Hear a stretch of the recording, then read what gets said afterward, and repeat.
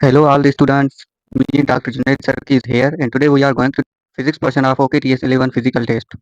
MCQ physics portion का question number 1 और overall 82, क्योंकि हमने 81 MCQs बायोलॉजिकल पोर्शन में डिस्कस किए थे। अगर आपने वो नहीं देखा तो पहले बायोलॉजी का पोर्शन लाजमी देख कर आए। तो फिजिक्स का पोर्शन में MCQs नंबर 1 है।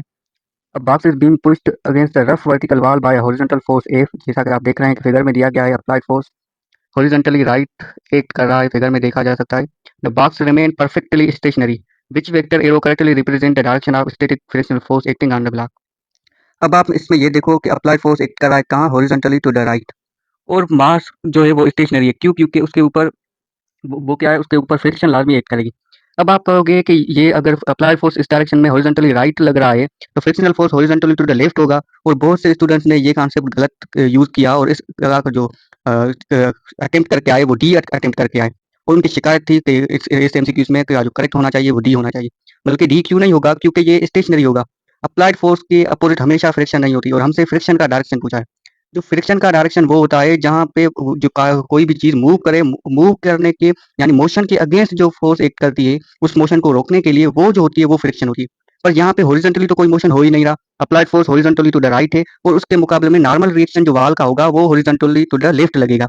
तो यहाँ पे तो फ्रिक्शन नहीं होगी। हाँ, ये थोड़ा सा मूव करेगी, किसकी वजह से? ग्रेविटी की वजह से ये वर्टिकली डाउन मूव करेगी, जिसकी वजह से इसके ऊपर फ्रिक्शन का एक्ट करेगी वर्टिकली अपवर्ड। तो फ्रिक्शन का क्या ओवरऑल ये बॉक्स क्या हो जाएगा? स्टेशनरी हो जाएगा, क्योंकि वो थोड़ा सा ग्रेविटी की वजह से थोड़ा सा नीचे मूव करेगा वर्टिकली डाउनवर्ड। तो उस मोशन को रेजिस्ट करने के लिए, रोकने के लिए जो फ्रिक्शन एक्ट करेगी वो वर्टिकली अपवर्ड डायरेक्शन में एक्ट करेगी, ताकि उसके मोशन को अपोज किया जा सके। बाकी जो horizontally to the left act करेगा वो उसका नॉर्मल रिएक्शन होगा, ना कि फ्रिक्शन होगी। क्योंकि हॉरिजॉन्टल कोई मोशन ही नहीं हो रहा तो फ्रिक्शन कहाँ से आएगी? क्योंकि फ्रिक्शन तो लाजमी मोशन को अपोज करती है, मोशन के अगेंस्ट लगती है, ताकि उसके मोशन को मिनिमाइज किया जा सके। तो एक एमसीक्यू नंबर 82 का जो करेक्ट होगा वो ए होगा, वर्टिकली अपवर्ड जो होगा डायरेक्शन होगा फ्रिक्शन का, जिसकी वजह से बॉक्स जो होगा वो स्टेशनरी होगा। एमसीक्यूज नंबर 83 डिस्कस करते हैं। If the water wave reach shore but floating wall only moves up and down it shore. अब आपको पता है कि वाटर के सरफेस में पर कौन सी वेव्स बनती हैं? ट्रांसवर्स वेव बनती हैं। हाँ, अगर इनसाइड देता तो फिर लॉन्गिट्यूडनल भी हो सकती थी, ट्रांसफर भी हो सकती थी। और अप एंड डाउन यानी क्रेस्ट और ट्रफ वाली बात आ गई, तो क्रेस्ट और ट्रफ वाली बात कहाँ होती है? ट्रांसफर्स नेचर में होती है। बाकी ऑप्शंस देखो, वेव में एनर्जी लॉस होती ही नहीं, जैसे एनर्जी ट्रांसफर होती है। मास तो ट्रांसफर होता ही नहीं, मास तो कंजर्व रहता है। लॉन्गिट्यूडनल नेचर होगी नहीं, क्योंकि मूव अप एंड डाउन ये हमारे लिए एक हिंट है। तो इस वजह से इसका करेक्ट ऑप्शन डी होगा, transfers nature. MCQ number 84 discuss करते हैं। Walking with load at constant height. Option A work done, no work, negative work, infinite work. अब आप देखो कांस्टेंट हाइट पे, क्योंकि हम वॉकिंग कर रहे हैं कांस्टेंट हाइट पे, यानी हम जो वर्टिकली वर्क तभी होगा जब हम उसको ग्रेविटी के अगेंस्ट किसी हाइट पे लेके जाएं। ये पहले जिस हाइट पे वो लगातार कंटिन्यूसली उस सेम हाइट पे है, कंटिन्यूसली अगर वो सेम हाइट पे है तो वहां पे कोई वर्क नहीं होगा। हाँ, अगर वर्टिकली हम उस हाइट से उसको ऊपर ले जाएं या नीचे ले जाएं तो फिर जो है ग्रेविटी के अगेंस्ट या फिर ग्रेविटी के पैरेलल कुछ ना कुछ वर्क होगा। तो इसके, या अगर हम ऐसा कहें कांस्टेंट हाइट में ये हॉरिजॉन्टली मूव कर रहा है, तब भी उस केस में भी वर्क क्या होगा? नेग्लिजिबल होगा। क्योंकि आपको पता है कि कांस्टेंट हाइट है और ग्रेविटी, और तो कांस्टेंट हाइट है, कोई उसकी डिस्प्लेसमेंट ही जीरो है, और डिस्प्लेसमेंट ही जीरो है, तो इस वजह से भी वर्क जीरो होगा। यहाँ पे ऐसा भी एमसीक्यू बन सकता था कि walking with load at constant height और walking with load at constant height with horizontally motion. तो हॉरिजॉन्टली मोशन होता तो भी क्या होता? वर्क डन जीरो होता, क्योंकि फिर हॉरिजॉन्टल और ग्रेविटी वर्टिकल एक्ट करती है, फिर एंगल 90 डिग्री हो जाता और वर्क आपको पता है स्केलर प्रोडक्ट है, तो उस केस में भी हमारे पास कोई वर्क डन नहीं होता। तो ये आप लाजमी समझ लो कि कांस्टेंट हाइट है, कोई वर्टिकल डिस्प्लेसमेंट नहीं है, तो इस वजह से ग्रेविटी का जो वर्क डन होगा वो जीरो होगा, यानी correct option is B, no work is done. MCQ number 85, which condition in is necessary for ideal fluid flow. Ideal fluid flow के लिए यानी उस पे के ऊपर हमें प्रिंसिपल्स यूज करने हैं, तो वो कौन सी कंडीशन होती है? विस्कस एंड टर्बुलेंट नहीं, विस्कस नहीं। हमने पूरे फ्लूइड डायनामिक में एक ही चीज पढ़ी है, क्योंकि हम आइडियल किस चीज को मानते हैं कि ऐसी कोई चीज कोई जो हमारे नेचर में ना एग्जिस्ट करती हो, जैसे हम उनको सपोज करें, जैसे आइडियल गैस होता है। तो इस वजह से विस्कस तो हमारे पास बहुत सी चीजें होती है, तो ए और बी तो वैसे ही जो है वो रॉन्ग हो गया। अब ऑप्शन सी दोगे टर्बुलेंट एंड कंप्रेसिबल, ये भी नहीं होगा, क्योंकि टर्बुलेंट एक आइडियल कंडीशन नहीं है, वो तो हमें वैसे ही मिल जाता है, कॉमन सिचुएशन में ही मिल जाता है। तो करेक्ट इसका क्या होगा? डी, यानी कोई ऐसा मटेरियल जिसकी विस्कोसिटी बहुत ही कम हो, नेग्लिजिबल हो, यानी उसको हम नॉन विस्कस कह सकें, और उसकी कंप्रेसिबिलिटी यानी उसको कंप्रेस भी कम किया जा सके, यानी वो कंप्रेसिबल भी ना हो, यानी उसको अगर आप उसके ऊपर फोर्स लगाएं तो उसका जो वॉल्यूम है वो भी जो है ना के बराबर जो वो चेंज हो। तो इस वजह से इसका करेक्ट ऑप्शन डी होगा, यानी हम ऐसा फ्लूइड ढूंढते हैं, ऐसे फ्लूइड को हम आइडियल मानते हैं जिसकी विस्कोसिटी बहुत ही कम हो और वो कंप्रेसिबल भी बिल्कुल ही ना के बराबर हो। So correct option is D, non viscous and incompressible. MCQ number 86, अब आपको दिया गया है then work done by this force. तो इसको करने के लिए हम जो है देखते हैं कि इसको कैसे करते हैं। तो एमसीक्यू नंबर 86 को हम एक्सप्लेन करते हैं यहाँ पे। एमसीक्यू नंबर 86 आपने देखा तो फोर्स जो दिया गया है 7i - 4j + 2k। और डिस्प्लेसमेंट जो हमारे पास दी गई है 2i प्लस j प्लस 3 की। अब आपसे एमसीक्यू में क्या पूछ रहा है, अब आपने एमसीक्यू में आपसे वर्क पूछ रहा है और वर्क आपको बताया कि वर्क किस चीज के बराबर होता है, फोर्स इनटू डिस्प्लेसमेंट यानी स्केलर प्रोडक्ट होता है। और स्केलर प्रोडक्ट में आपको पता है कि हम सेम जो हमारे यूनिट वेक्टर्स हैं उसको सेम से यूज मल्टीप्लाई करते हैं। अब आप देखो कि यहाँ पे 7 आए हैं और यहाँ पे क्या है 2 आए हैं, तो सेम को सेम से करेंगे तो 7 इंटू 2 14 हमारा आ जाएगा और दोनों प्लस में है तो हमारे पास प्लस आ जाएगा। -4j इंटू प्लस j यानी क्या हो जाएगा, माइनस इंटू प्लस माइनस हो जाएगा और 4 इंटू 1 यानी 4 आ जाएगा, यानी -4 हमारे पास आ गया। फिर प्लस 2 के इंटू 3 के यानी 2 इंटू 3 यानी 6 और के का के जो कट जाएगा यानी प्लस इंटू प्लस हमारे पास क्या आ जाएगा, प्लस 6 आंसर आ जाएगा। अब प्लस 14 -4 प्लस 6 प्लस 4 14 में से -4 करें तो क्या हो जाएगा, 10 आ जाएगा। प्लस का 10 प्लस का 6 हमारे पास क्या आ जाएगा, 16 joule correct answer in MCQ number 86। So correct option is B. 16 joule is the correct answer of MCQ number 86. MCQ number 87 देखते हैं. What is the unit of physical quantity which is scalar product of rate of change of momentum and displacement? अब आपको पता है scalar product पूछ रहा है पर किस चीज का पूछ रहा है, rate of change of momentum. अब मोमेंटम को चेंज को पर यूनिट टाइम अगर हम मापें तो उसको हम क्या करते हैं, फोर्स के नहीं। Rate of change of momentum is the other name of force. और फोर्स और डिस्प्लेसमेंट का जो स्केलर प्रोडक्ट होता है वो क्या होता है, वर्क होता है। और वर्क आपको इसका ऐसा यूनिट क्या होता है, जूल होता है, वाट होता है, पास्कल होता है या न्यूटन होता है। तो जूल जो होता है वो वर्क का ऐसा यूनिट होता है। So A is the correct answer in MCQ number 87। MCQ number 88 discuss करते हैं. A truck wheel, car wheel and bicycle wheel rotate with the same angular velocity which has greatest linear speed. अब आपको पता है कि जो linear speed होती है उसका फार्मूला क्या होता है कि linear speed equals to R into omega. अब आपको पता है कि ओमेगा अगर सबकी कांस्टेंट है तो वी डायरेक्टली जो लीनियर स्पीड होगी वो डायरेक्ट डिपेंड करेगी रेडियस पे। अब जिस भी चीज का, जिस भी व्हीकल का रेडियस ज्यादा होगा उसमें उसके व्हील की जो लीनियर वेलोसिटी होगी वो लीनियर वेलोसिटी भी उसी के व्हील की ज्यादा होगी, क्योंकि एंगुलर वेलोसिटी सारे व्हील्स की क्या हो जाती है, सेम हो जाती है। तो इस वजह से अब आप देखो कि इन तीनों में से व्हील किस व्हील का रेडियस सबसे ज्यादा होगा, बाईसाइकिल का, कार का या ट्रक का। तो ट्रक का जो रेडियस है वो ज्यादा होगा और उसी के व्हील में लीनियर स्पीड भी ज्यादा होगी। So B is the correct option in MCQs number 88।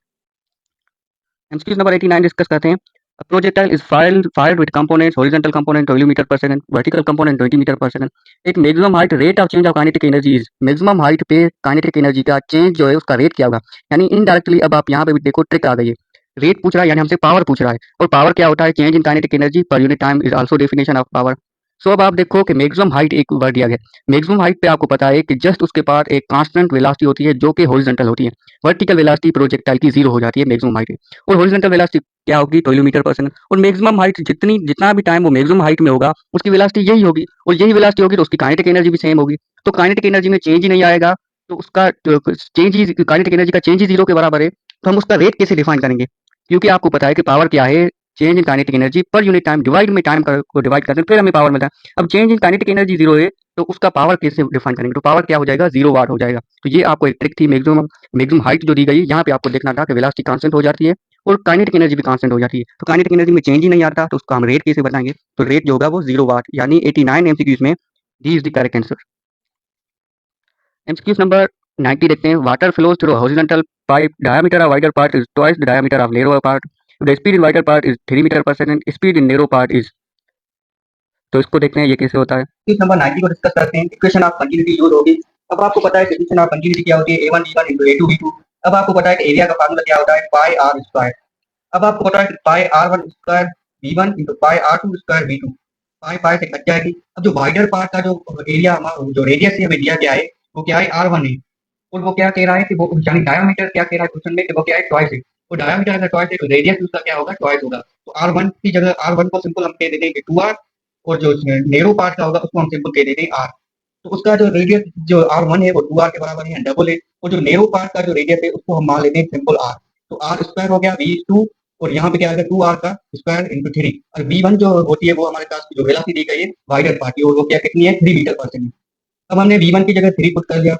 2r जो कि उसका r जो है वो सिंपल नेरो पार्ट का रेडियस है, और जो वाइडर पार्ट है उसका डबल रेडियस है। तो 2r उसका स्क्वायर हो जाएगा तो कितना हो जाएगा, 4r स्क्वायर। और यहाँ पे कितना है, r स्क्वायर और v स्क्वायर r स्क्वायर में कैंसिल हो जाएगा और सिंपल 4 यहाँ पे बचेगा, और यहाँ पे v2 यानी जो हमारे पास नेरो पार्ट है उसकी वेलोसिटी फाइंड करनी होगी। तो v2 कितनी हो जाएगा, 4 into 3 यानी 12 मीटर पर सेकंड हो जाएगी। तो नेरो पार्ट की जो वेलोसिटी होगी वो कितनी होगी, 12 metre per second is the correct answer. B is the correct answer. 12 meter per second is the correct answer in MCQ number 90. MCQ number 91. Vertical motion of an object which follows parabolic path. अब आपको पता है parabolic path किस चीज़ में होता है, projectile motion में होता है, और उसका वर्टिकल मोशन क्या होता है, जिसकी जिसकी वेलोसिटी कंटीन्यूअसली चेंज होती है, यानी अपवर्ड मोशन में डिक्रीज करती है, फिर मैक्सिमम हाइट पे वर्टिकल वेलोसिटी 0 हो जाती है, और फिर आहिस्ता-आहिस्ता उसकी वेलोसिटी इंक्रीज हो जाती है, और लेंथ और रेंज में उसकी जो वर्टिकल वेलोसिटी होती है वो ऑलमोस्ट सेम हो जाती है। और तो आपको ये पता है कि अब इसको ऑप्शंस को देखें, यूनिफॉर्मली एक्सेलरेटेड मोशन हाँ, क्योंकि हॉरिजॉन्टल में तो एक्सेलरेशन होती ही नहीं, और वर्टिकल में एक्सेलरेशन जो होती है वो यूनिफॉर्म होती है, जो कि जी के बराबर होती है 10 मीटर पर सेकंड स्क्वायर या 9.8 metre per second square. B में बात ए एंड सी में देखते हैं वेरिएबल नहीं, एक्सेलरेशन तो यूनिफॉर्म होती है, यूनिफॉर्म मोशन नहीं क्योंकि वेलोसिटी चेंज हो रही है, तो यूनिफॉर्म मोशन कैसे होगा? So A is the correct answer in MCQ number 91। MCQ number 92 देखते हैं, if the moment of inertia of the rotating body becomes double its angular momentum. अब आपको पता है कि एंगुलर मोमेंटम को हम एल से डिनोट करते हैं, और उसका फार्मूला क्या होता है? Angular momentum equals to the I into omega, यानी moment of inertia into angular velocity. अब आपको पता है कि एंगुलर मोमेंटम और एंगुलर मोमेंटम का एक और फार्मूला भी है। एंगुलर अब आप इस फार्मूले से देखोगे तो आप कहोगे मोमेंट ऑफ इनर्शिया डबल हो रही है, तो एंगुलर मोमेंटम का भी वैल्यू कुछ ना कुछ होना चाहिए, उसको भी चेंज होना चाहिए। पर एंगुलर मोमेंटम आपको पता है रोटेटिंग बॉडीज में एंगुलर मोमेंटम को चेंज करने के लिए सिर्फ हमारे पास टार्क ही रिक्वायर होता है। जैसे आपको लीनियर मोमेंटम को चेंज करने के लिए आपको लीनियर फोर्स रिक्वायर होता है, ऐसे एंगुलर मोमेंटम को चेंज करने के लिए आपके पास लाजमी तौर पर कुछ ना कुछ टार्क लगना चाहिए। Torque change in angular momentum पर यूनिट टाइम। अब आप यहाँ पे टार्क की कोई बात नहीं की गई, तो यानी टार्क कांस्टेंट है। टार्क कांस्टेंट है यानी टार्क कोई लग ही नहीं रहा, नेट टार्क 0 के बराबर है, तो वहाँ पे एंगुलर मोमेंटम भी क्या होगा? कांस्टेंट हो जाएगा। और एंगुलर मोमेंटम कांस्टेंट होगा तो मोमेंट ऑफ इनर्शिया और एंगुलर वेलोसिटी का आपस में क्या रिलेशन बनता है? इनवर्स रिलेशन बनता है, क्योंकि वो दोनों मल्टीप्लाई में होते हैं नॉर्मल फॉर्म में। अब आप मोमेंट ऑफ इनर्शिया अगर डबल हो जाएगा ये, तो एंगुलर वेलोसिटी अगर थीटा तो वो हाफ हो जाती, पर एंगुलर मोमेंटम सेम ही रहेगा, उसका डिपेंडेंस इस पे नहीं है। उसको चेंज करने के लिए हमें लाजमी कुछ ना कुछ टार्क लगाना होगा। So C is the correct answer, remain same, angular momentum will same if there is no talking about torque. So in MCQ number 92, C is the correct answer. MCQ number 93 को discuss करते हैं। A player throws a ball upward with an initial speed of 39.2 metre per second. What is the direction of acceleration during upward motion? Upward motion में जो है उसकी direction क्या होगी acceleration की? अब आपको पता है कि प्रोजेक्टाइल चाहे अपवर्ड हो डाउनवर्ड हो, लाजमी प्रोजेक्टाइल के ऊपर एक ही फोर्स जो है वो एक्ट करनी चाहिए। वो एक फोर्स कौन सी होनी चाहिए? वो जो है ग्रेविटेशनल फोर्स होनी चाहिए। अब ग्रेविटेशनल फोर्स आपको लाजमी तौर पे पता है कि वो सेंटर ऑफ अर्थ होती है, हमेशा डाउनवर्ड एक्ट करती है, तो चाहे वो अपवर्ड मोशन में हो डाउनवर्ड मोशन में हो, उसकी एक्सेलरेशन भी डाउनवर्ड होगी, क्योंकि आपको पता है कि एक्सेलरेशन हमेशा किस डायरेक्शन में होती है? फोर्स की डायरेक्शन में होती है। जिस डायरेक्शन में नेट फोर्स होगा, वो आपको पता है कि नेट फोर्स किस डायरेक्शन में होता है? डाउनवर्ड होता है, फोर्स ऑफ ग्रेविटी, तो एक्सेलरेशन भी क्या होगी? डाउनवर्ड होगी। हाँ, उसकी वेलोसिटी का डायरेक्शन चाहे अपवर्ड हो, पर एक्सेलरेशन का अपवर्ड मोशन के दौरान भी एक्सेलरेशन का जो डायरेक्शन होगा वो डाउनवर्ड होगा। So correct option in MCQ number 93 is C. डॉक्यूज नंबर 94 डिस्कस करते हैं। Sound can not travel in vacuum because no temperature, no frequency, no energy exist, no particles to oscillate. क्योंकि आपको पता है कि साउंड जो वेव होती है वो ऑसिलेशन से बनती है, और अगर पार्टिकल्स होंगे ऑसिलेट करेंगे तो एनर्जी को एक पार्टिकल से दूसरे पार्टिकल में ट्रांसफर करेंगे, और उसी ट्रांसफर की वजह से साउंड की जो एनर्जी का फॉर्म है वो एक जगह से दूसरी जगह में ट्रांसफर होगा। फिर ऑप्शन है नो पार्टिकल्स टू ऑसिलेट, जो पार्टिकल्स एनर्जी को एक जगह से दूसरी जगह ट्रांसफर कर सकें। So C is the correct answer. MCQ number 95. A box is pulled with rope making an angle with the horizontal. If the angle increases while force remain constant, the work done by the force will. अब आपको पता है कि work done किस चीज के बराबर होता है? फोर्स इनटू डिस्प्लेसमेंट, और इन दोनों का क्या होता है? क्रॉस प्रोडक्ट होता है।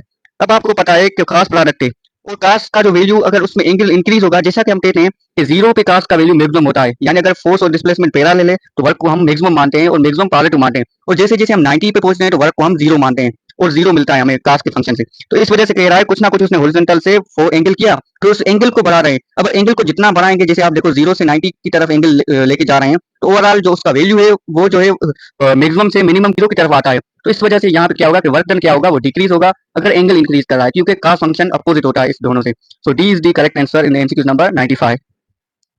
MCQ number 96, blood spurting from an injury follows. ये तो मैंने पहले ही डिस्कस किया था। इसका correct option is D, projectile motion, क्योंकि ब्लड कंटिन्यूअसली ब्लड वेसल्स होती है, वहां उनके ऊपर ब्लड प्रेशर एक्ट करता है।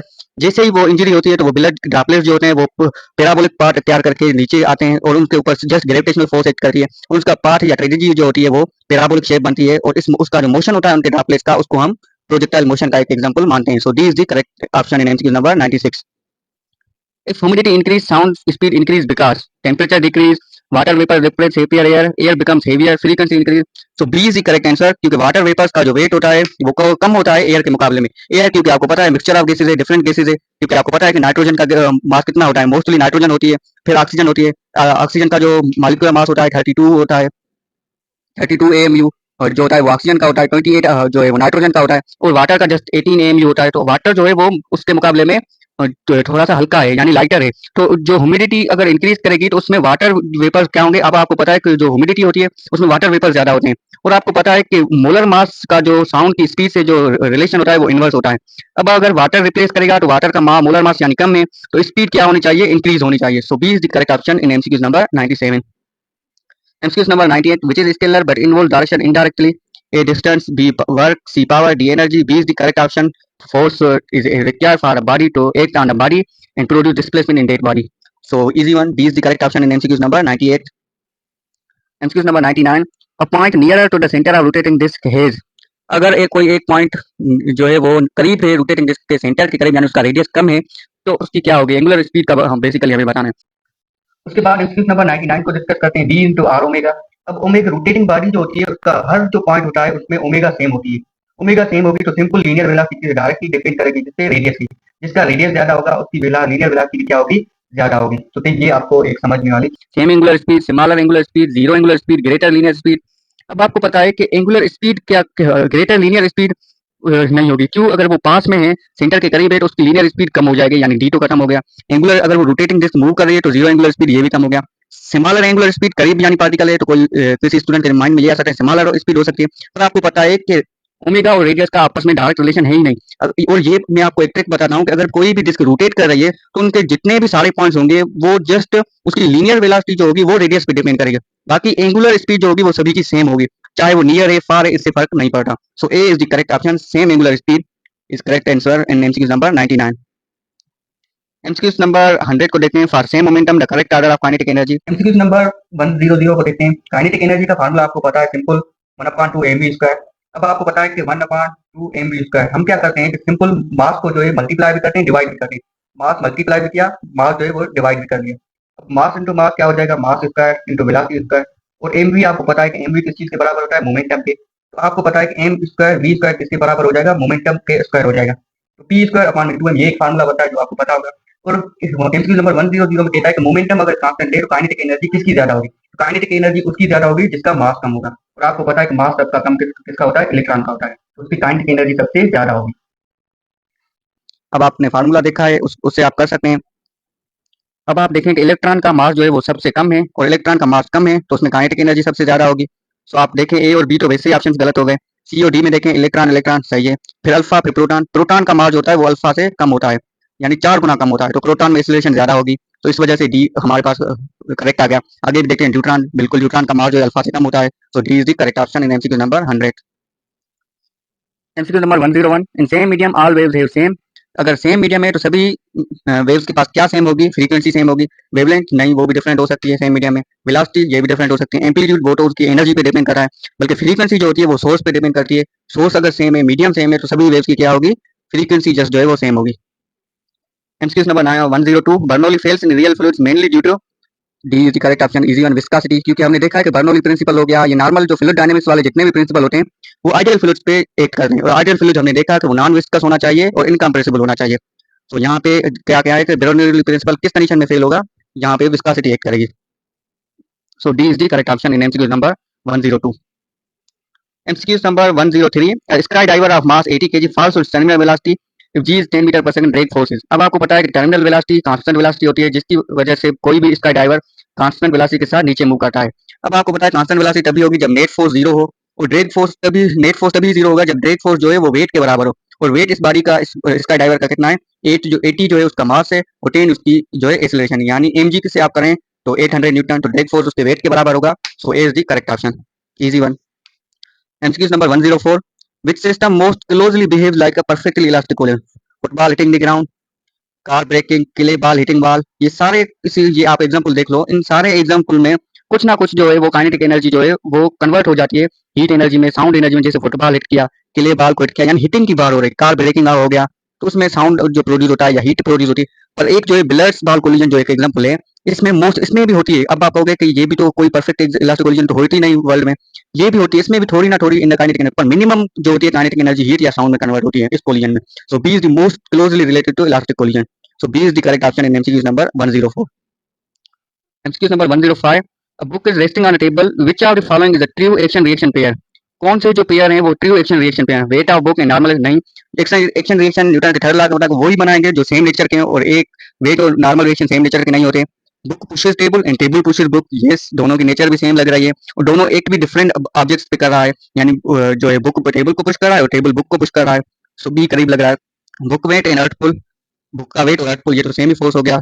अर्थ उसी पुल जिस पुल से बुक को नीचे डाउनवर्ड जो है एक करेगी उसी को बुक का वेट कहते हैं। Normal reaction and weight of book, normal reaction and weight of book नहीं, ये इनकी भी नेचर डिफरेंट है। So B is the correct option in MCQ number 105. Book pushes table and table. MCQ number 106. A pipe closed at one end produces fundamental frequency of 200 Hz. First overtone is, अब एक and पे close है तो उसकी जो first overtone number 106 में क्या देखते हैं। अब आपको पता है कि फर्स्ट ओवरटोन की फ्रीक्वेंसी मालूम करने को कह रहा है, और आपको पता है कि वन एंड क्लोज जो होता है उसमें फर्स्ट ओवरटोन क्या होता है, थर्ड हार्मोनिक, और वो किस चीज के बराबर होता है, 3f1, यानी 3 टाइम्स ऑफ फंडामेंटल फ्रीक्वेंसी। अब आपको फंडामेंटल फ्रीक्वेंसी 200 दी गई है क्वेश्चन में, 3 into 200 यानी 600 is the correct answer, and it is the frequency of first overtone in third harmonic होगा। उसमें पहले तो ये देखो कि वन एंड क्लोज होता है उसमें 8 हार्मोनिक्स जस्ट पॉसिबल होता है। जो फर्स्ट ओवरटोन होगा यानी थर्ड हार्मोनिक, वो कितना टाइम होगा, 3 टाइम्स ऑफ फंडामेंटल फ्रीक्वेंसी, और फंडामेंटल फ्रीक्वेंसी कितनी है, 200 हर्ट्ज, तो 3 into 200 यानी 600 is the correct option. MCQ number D is the correct. MCQ number 107. At the top of the trajectory of the projectile, the horizontal acceleration is 0. horizontal कोई force ही नहीं लगता, friction को हम neglect मानते हैं। अब आप मेनी स्टूडेंट्स जी करके आए थे, पर वर्टिकल एक्सेलरेशन या नॉर्मल एक्सेलरेशन होती तो ए करेक्ट था, यानी यहाँ पे हॉरिजॉन्टल एक्सेलरेशन है तो कोई हॉरिजॉन्टल फोर्स ही नहीं होता, वेलोसिटी कांस्टेंट होती है, so C is the correct, 0 is the horizontal acceleration. MCQ number 108. Rarefaction is the region of high density, no motion, low pressure, high pressure. Low pressure वाली जो reason होती है उसको हम एक्चुअली रेयरफेक्शन के नाम से जानते हैं, तो इसको आप इस कॉन्सेप्ट को रेयरफेक्शन, रिफ्लेक्शन, इसको आपने लाजमी रिवाइज करना है। So C is the correct option in 108। MCQ number 109. Phase difference between velocity and displacement in SHM is, अब आपको पता है कि फेज डिफरेंस क्या होता है, वेलोसिटी कहाँ मैक्सिमम होती है, मीन पोजीशन पे, और डिस्प्लेसमेंट क्या मैक्सिमम होती है, एक्सट्रीम पोजीशन पे। अब आप देखो एक्सट्रीम और मीन के बीच में जो डिफरेंस होता है फेज का या एंगल का, वो कितना होता है, 90 डिग्री का होता है। नॉर्मली हम वेलोसिटी के फार्मूलाज में साइन यूज करते हैं, डिस्प्लेसमेंट के फार्मूलाज में कास यूज करते हैं, इससे भी समझ सकते हैं। और मीन और एक्सट्रीम के बीच में जो डिफरेंस होता है, फेज डिफरेंस जो होता है वो 90 डिग्री, यानी एंगल जो होता है वो 90 डिग्री होता है, और फेज डिफरेंस क्या होगा, यानी 90 डिग्री बराबर होता है पाई बाय 2 के, क्योंकि पाई जो होती है वो 180 डिग्री के बराबर होती है। So C is the correct, यानी pi by 2 is the correct phase difference between velocity and displacement in simple harmonic motion. A particle is projected such that its horizontal and vertical components are 9 meter per second and 15 meter per second respectively. Its horizontal displacement when it returns to the same level. इस number 110 को range जो होती है वो horizontal displacement होती है, और उसका आपने ये फार्मूला बहुत कॉमनली देखा होगा। मैं आपको एक और फार्मूला दिखाता हूँ कि horizontal displacement या रेंज ऑफ प्रोजेक्टाइल मोशन में एक फार्मूला होता है R2 into V horizontal velocity और vertical velocity, यानी 2 times of horizontal velocity, vertical velocity और अपॉन में G। अब आपको पता है कि हॉरिजॉन्टल वेलोसिटी क्वेश्चन में 9 दी गई है, वर्टिकल वेलोसिटी 15 दी गई है, और 10 हम सपोज करते हैं जी का वैल्यू पुट करते हैं, तो इस फार्मूले को जब आप रखेंगे सारे वैल्यूज को तो आपका करेक्ट ऑप्शन आ जाएगा, करेक्ट जो वैल्यू आ जाएगा 27 मीटर, क्योंकि 2 का टेबल लगाएंगे 10 पर कितने टाइम लगेगा, 5 टाइम, फिर 5 into 3 यानी 2 3 9 27 मीटर जो होगा 110 में करेक्ट जो है वो ऑप्शन होगा। अब आप देखें कि 27 मीटर किस ऑप्शन में दिया गया। ये बेसिक फार्मूला ये याद रखना है, ये कॉमनली यूज होगा। So D is the correct option in MCQs number 110. 27 meter is the correct option. MCQs number 111. A retarding force of 10 Newton acts on a body moving eastward with speed of 3 meter per second. The power of force. MCQs number 111 में देखते हैं power जो होता है वो force और velocity का scalar product होता है, और आपको पता है कि यहाँ पे क्या कह रहा है कि रिटार्डिंग फोर्स, और रिटार्डिंग फोर्स जो होती है वो अपोजिट फोर्स होती है, तो यानी उससे और डिस्प्लेसमेंट के बीच में 180 डिग्री का एंगल होगा, और cos 180 डिग्री -1 के बराबर होता है, और minus into F B simple power का फार्मूला आ जाएगा, -10 into 3 यानी -30 वाट क्या हो जाएगा, हमारा वैल्यू आ जाएगा पावर का। पावर को हम ऐसे भी डिफाइन कर सकते हैं, फोर्स इंटू वेलोसिटी का scalar product.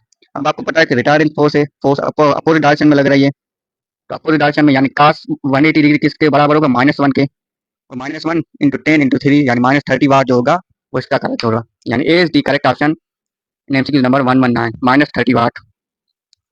MCQ number 112. Fireworks explode in the sky, but before exploding, their motion is C is the correct option. Projectile motion. Projectile option is the correct, क्योंकि जो fireworks होता है उससे explode यानी उसके जो explosion करने से पहले जो पार्टिकल्स होते हैं उसके अंदर वो उनके ऊपर जस्ट ग्रेविटी एक्ट करती है, यानी वो जितना ऊपर जाते हैं, यानी कोई भी हम बॉम्ब वगैरह होता है वो आसमान में थ्रो करते हैं, जो थ्रो करते हैं वो एक्सप्लोर करने से पीछे जो मैक्सिमम हाइट तक जाता है फिर नीचे आता है, अगर वो एक्सप्लोर नहीं भी हो रहा, एक्सप्लोर होने के बाद तो उसके ऊपर जो है वो अपना फोर्स लगेगा, अंदर से उसको उसके ऊपर फोर्स पैदा होगा, पर उससे पहले क्या होगा, वो एक्सप्लोर नहीं हो रहा तो वो जस्ट ग्रेविटेशनल फोर्स की वजह से जो है ऊपर मूव करता है, यानी फ्री फॉल वाला मोशन करता है, तो उसका जो मोशन होगा बिफोर एक्सप्लोजन किसी भी फायरवर्क पार्टिकल का, कोई भी बॉम्ब वगैरह है, तो सी उसका जो मोशन होगा वो प्रोजेक्टाइल मोशन होगा।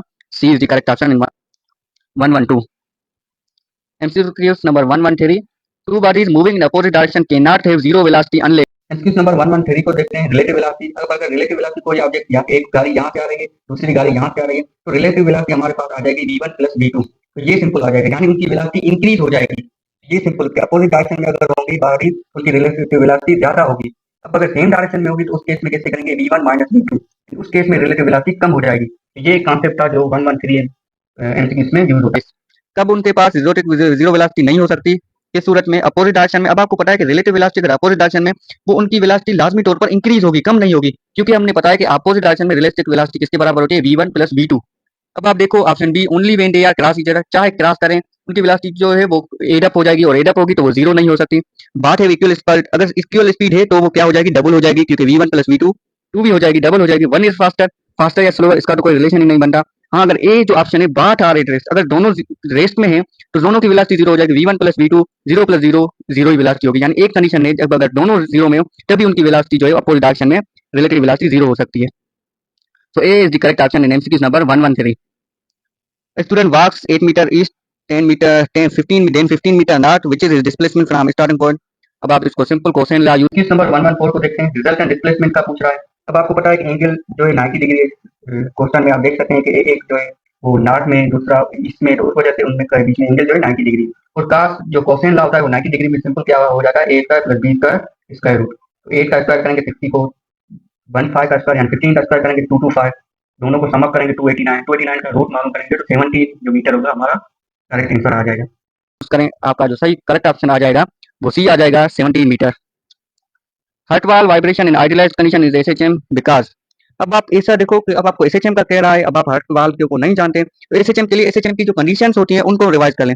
नेट फोर्स वेनिशेस नहीं, एसएचएम में तो नेट फोर्स एक्ट करता है, जो रिस्टोरिंग फोर्स होता है वो लाजमी होता है, तो ए तो नहीं होगा। ब्लड फ्लो यूनिफॉर्म, अब हार्ट वाल की यूनिफॉर्म फ्लो से इसका कोई रिलेशन नहीं होता, अब यूनिफॉर्म फ्लो होगा तभी फोर्स भी जीरो हो जाएगा, तो ए अगर हम गलत करके आए तो सी भी रॉन्ग होगा।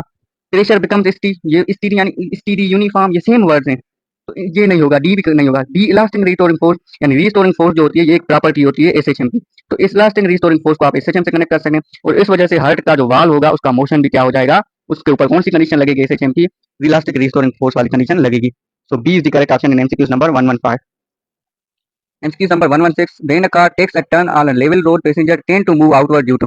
अब काफी स्टूडेंट्स का ये मानना था कि इसमें बी बात बी एंड सी होना चाहिए, यानी इसका जो बात ए एंड सी था मिस्टेक है ये, पर इसका जो करेक्ट ऑप्शन होगा वो सी होगा जस्ट, क्योंकि आप देखें कि वो कंटिन्यूसली सर्कुलर पाथ में मूव कर रहा है। हाँ, अगर वो सर्कुलर सेंट्रीफ्यूगल फोर्स की हम डेफिनेशन ही क्या कहते हैं कि ये स्यूडो फोर्स होता है।